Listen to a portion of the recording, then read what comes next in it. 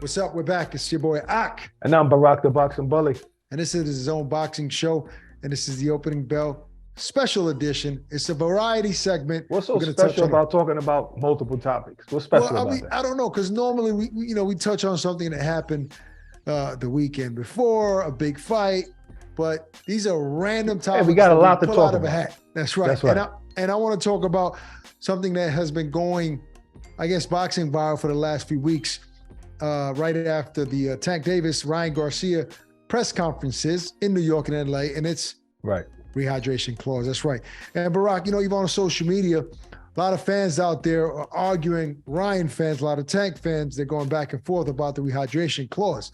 One point that I thought about was Mario Barrios and the fact that Tank did fight him at 140, and there was no rehydration clause in that contract, and there was no issues on what the weight was going to be. So obviously and evidently, Tank and his team feel like Ryan will be somewhat of a threat if he hydrates to what he normally hydrates to in terms of power and size.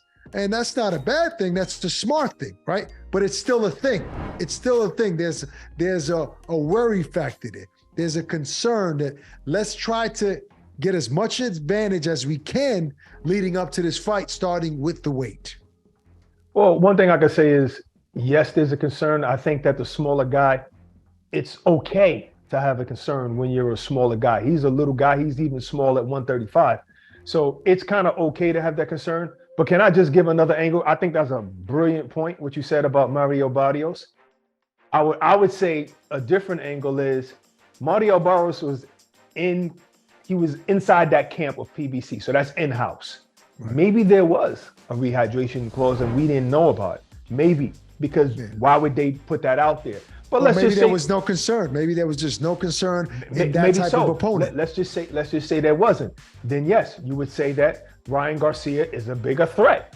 Maybe that's how Tank feels. Tank is very vocal in saying, "I ain't stupid, right. Because you big." That's why he said it to his face. And not only because you big. Only, and he even said he was using drugs or whatever. Well, he say a whole lot of things about. Oh, Ryan. He was right. Yeah, he did made some accusations like but. Again, outside of the rehydration, we don't know about Mario Barrios, but the fight was at 140, and this one is at 136. So there's that. But will that be a determining factor? It reminds me of Floyd versus Canelo. What was that, a 152 catch weight? Yes. Floyd would always say that Eddie Reynoso threw that out there, or 151, or whatever it was. 152, I believe. Yeah, that's what I think. So it's a part of boxing. Think about this. Will it be a factor? If Ryan allows it to be a factor, if Ryan allows it to be a factor, well, I think what do you mean he allows it? I mean, it could be a physical factor. No, because I think he might not have control of that. Because most of his career he was 135, and I think it's possible for him to make 135 again. You know what I'm saying? So no, but it's not making the weight. It's first off, it's at 136. It's the rehydration. No, I know that. That's what I'm trying to say. I'm trying to say that if you made 135, then you didn't rehydrate so heavy. You didn't rehydrate so heavy anyway compared to when you make it 140. We don't know what he hydrated on fight night. We don't know if he goes into fight night at 155. We're not sure. Because no matter what he made, no matter what weight he made, he can rehydrate to whatever he has. So I guess it is. And it's science. Rehydration and all that is science. So if you have the right people in your camp, you can basically make any weight. You can make any weight. And I said, the reason why I said if Ryan doesn't let it, if he does happen is, if he does the right thing, if he has the right people in his corner, then he should be able to make that weight and to make it healthy. And if not, they should have had more time for this because they knew about this rehydration thing. I just think that it's a part of boxing. Like the IBF has a rehydration clause, and guess what? It's the day of the weigh-in. I mean, it's the day of the fight, and I think it's a certain time in the morning, and it's 10 pounds over or whatever. And then after that, fighters eat. Like Daniel Jacobs was the IBF champ. For a long time, and he's a big guy in the middleweight. That's a great point. That's a great point that you brought up, and I've said that a few times. Look, we don't know at what time Ryan has to wait. It's probably going to be early in the morning, the night, the day of the fight. Which is still tough. I'm not saying that ain't tough. Yeah, but you still got the rest of the day to add a little bit more in your system. But normally, the day before, you could start drinking right after weigh-in, and if it's in the morning, you got that whole day to rehydrate. Then the next day, you get rest and everything, and you feel so good, you feel strong. That's the day of. That's the part right there. The reason why it was changed to the day before is because of the problems that they had with guys trying to make weight the day of anyway, not the right way, but trying to make weight. And then, being really, really weak in that ring, and can possibly get hurt. Maybe. But that's essentially what not to that extent, but rehydration clauses. It's pretty much that, because the next day you're still making weight. You're still trying to make weight the day of. Hopefully this is earlier on where he can hydrate some more and get his body to the best of the ability, because I think psychologically that would affect you. Like, man, what can I eat? I'm pretty sure he has a great team as far as nutritionists to get him right. Hopefully this is not a factor, Barack. Hopefully we'll get 100% Ryan Garcia to fight what we believe will be a 100% Gervonta Davis. Let's switch gears real quick. Heavyweight showdown that we all want to see.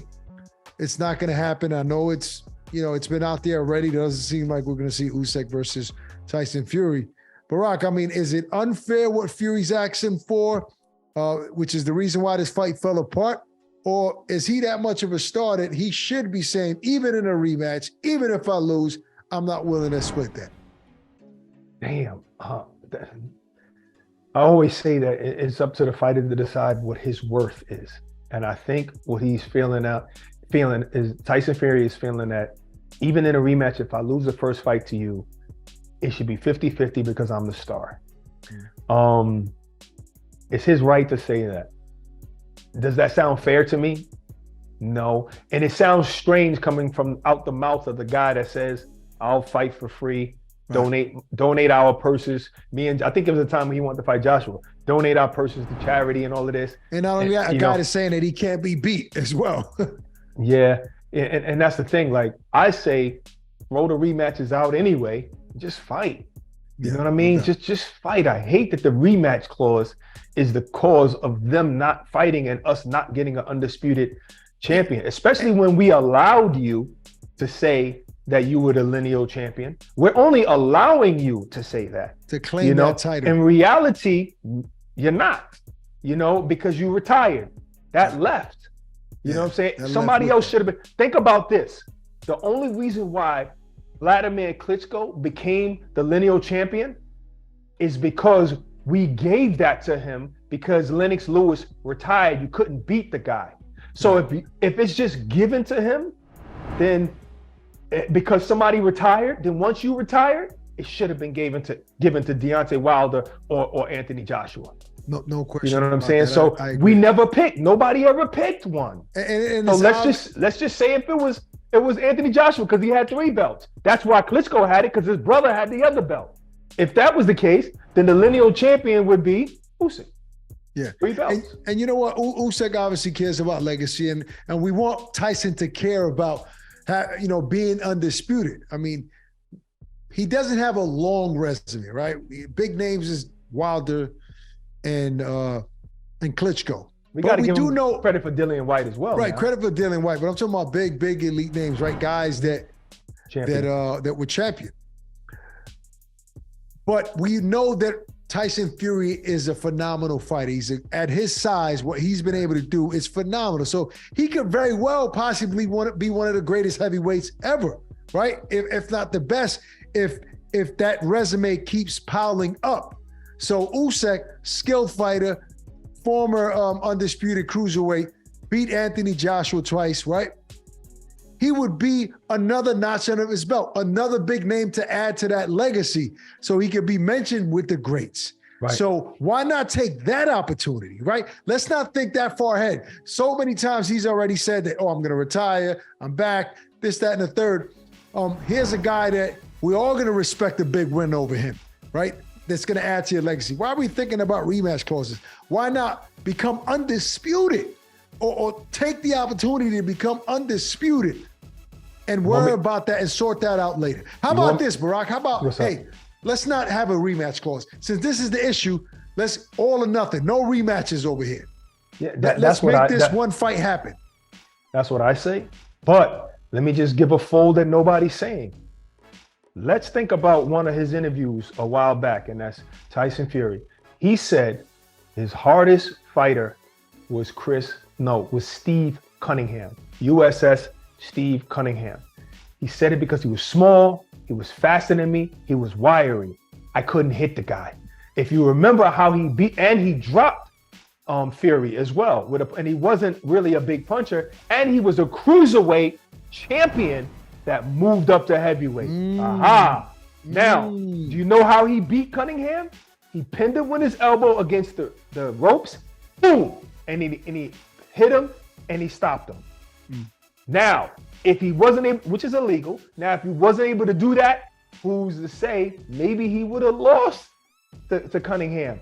I think maybe. So in other words, that's haunting him. That's haunting him. Maybe he's thinking back to that and saying, this little guy, this little middleweight that he calls him, is just as fast, just as wiry.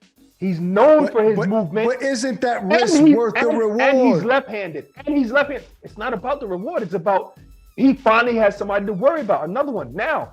But all of that to be said, all of that being said, maybe he's thinking that. But then again, he's also the guy that came off of a long layoff and fought the most scariest guy in the division, Deontay Wilder. So that might not be the case. But you gotta think about that. That's a phenomenal point, and I think that he could very well be concerned. Look, Usyk is a great fighter, so anybody would be concerned. And I'm only saying that about his rematch. I think normally Fury probably wouldn't even ask for a rematch, but I think because he's concerned about that, a smaller guy just like Cunningham, maybe that's why he's concerned about the rematch. Maybe, I don't know. That could very well be the case, but because of the confidence that Tyson Fury always displays, I would think that he would be up for that type of challenge, right? To challenge himself, become undisputed. But nevertheless, I hope that this gets sorted out at some point, right? Because we do want to see an undisputed heavyweight champion. We have another potential heavyweight great who is trying to prove himself again, coming off of 2 losses, who is a giant and coming up this weekend. So I'm excited to see what's next for him with his new trainer, new team. That's Anthony Joshua. So look, hopefully that Tyson Fury Usyk fight happens. I think they'll sort it out at some point. All right. Maybe. I think Fury is also the kind of guy that tomorrow you'd be like, okay, contract is signed. Yeah, exactly. That's what I'm saying. Hopefully he's that kind of guy. He throws stuff out there, and then he takes it back and he just does it. That's right. All right, that's our show. Hope you guys enjoyed it. Peace and love. Stay safe. We're out of here. Introducing the new DAZN Boxing Show podcast. No matter the time or the place, getting your boxing content has become easier than ever. Tune in as we give you exclusive insights, predictions, fight night recaps, and more alongside the biggest names in the game. All for free. Available globally every Thursday across all audio streaming platforms and with new episodes dropping weekly to give you the latest news. Just type in the DAZN Boxing Show podcast, listen in, and enjoy.